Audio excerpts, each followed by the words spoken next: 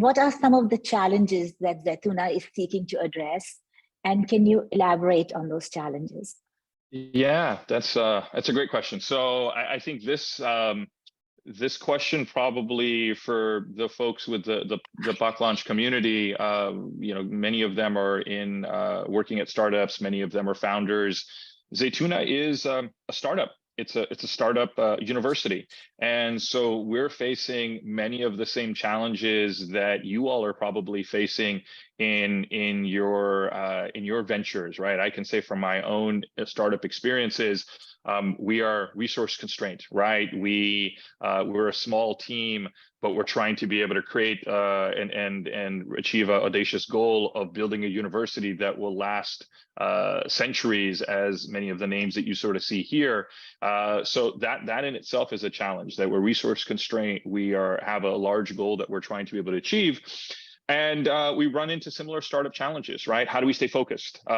Just as you mentioned, your question about online learning, that is a big thing that people ask. Like, hey, can I just take classes online? Can I maybe do a one-year program?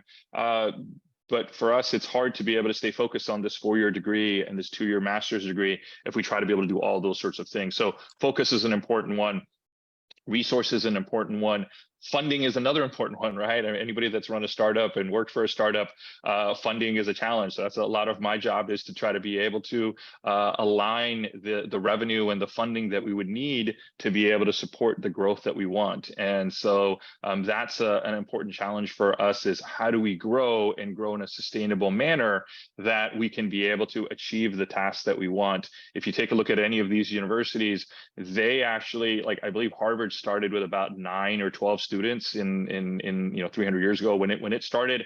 Zaytuna started with about that same number back in 2009. So we were actually, I think, a slightly bigger. So inshallah, we don't know where we're going to be 300 years from now, but our goal and our intention and our niyyah is to be that beacon of knowledge and represent Islam in the world, but specifically, obviously, in America. So hopefully that helps answer some of the questions about challenge.